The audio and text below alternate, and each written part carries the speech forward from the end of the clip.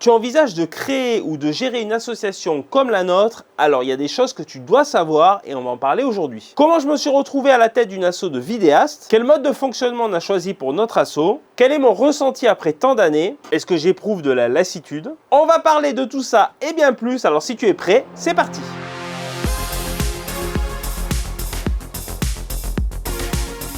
Les débuts, ça remonte à il y a très longtemps. Depuis que je suis tout jeune, j'ai toujours été un grand passionné par la vidéo et l'univers de la télévision. Dès lors que mes parents avaient acheté leur premier caméscope, je devais avoir 11 ou 12 ans, j'étais vraiment dingue de cet objet. Je le trouvais magique et je trouvais ça extraordinaire de pouvoir filmer, enregistrer des images et monter un petit peu des histoires comme ça. Et du coup, depuis ce temps-là, je me suis toujours servi de ce caméscope pour filmer, monter des images avec mes amis ou mon frangin. Bon, ensuite, j'ai grandi, j'ai passé mon bac. Derrière, j'ai eu l'occasion de faire un diplôme en alternance avec une grande entreprise. Derrière, j'ai été embauché.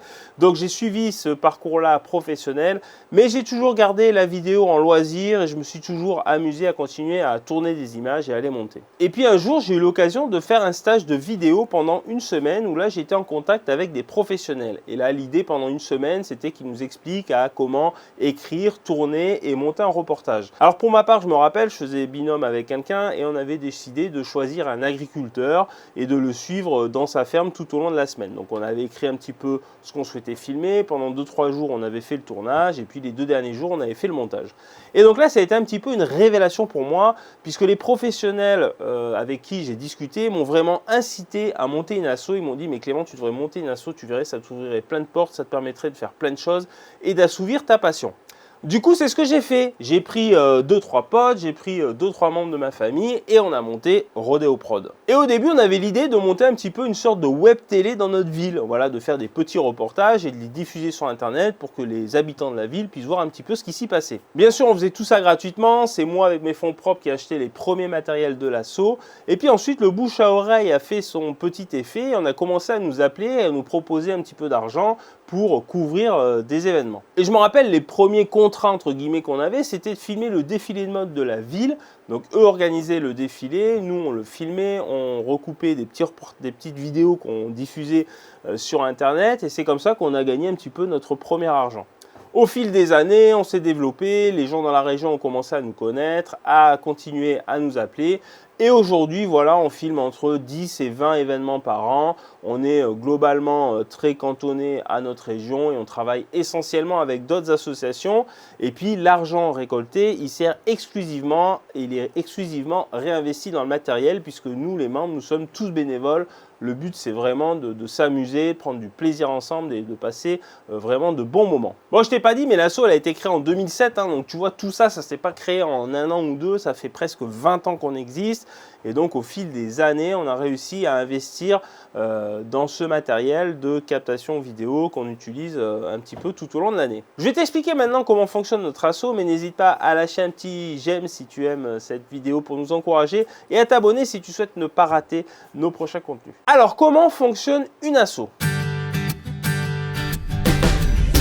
Alors déjà, il faut savoir qu'une association, elle appartient à tout le monde et donc tout le monde peut y adhérer. On a une assemblée générale composée de tous ses membres qui se réunit une fois par an et ça permet de faire d'un côté le bilan moral et financier et de se projeter sur l'année à venir. L'organe qui pilote l'association chez nous, c'est le conseil d'administration. Le conseil d'administration, il est composé des membres fondateurs mais aussi des membres d'honneur. Les membres d'honneur sont des membres qui sont proposés et élus par les autres membres pour participer à ce conseil d'administration. C'est un mode de fonctionnement que je trouve efficace et qui garantit une certaine stabilité à l'association. D'une part, ça permet aux membres de participer et de valider le projet commun. Et pour le conseil d'administration, ça lui permet d'avoir une certaine autonomie pour pouvoir mener ses actions et prendre ses décisions au quotidien. On va maintenant parler de mon ressenti et de mon bilan après presque 20 ans à la tête de Rodeo Prod. Alors, je te le dis tout de suite, gérer une association, c'est ultra prenant. Et si tu veux que ça fonctionne, il faut être investi, mais alors à 200%, il n'y a pas de secret, c'est le boulot, il n'y a que ça de vrai. Voilà, je dirais franchement que c'est presque autant de travail qu'un chef d'entreprise avec peut-être la pression en moins parce que je ne vis pas de cette activité-là, mais bon, la pression quelque part, je me la mets parce que quand les gens font appel à nos services, on a envie de leur donner le meilleur de ce qu'on sait faire.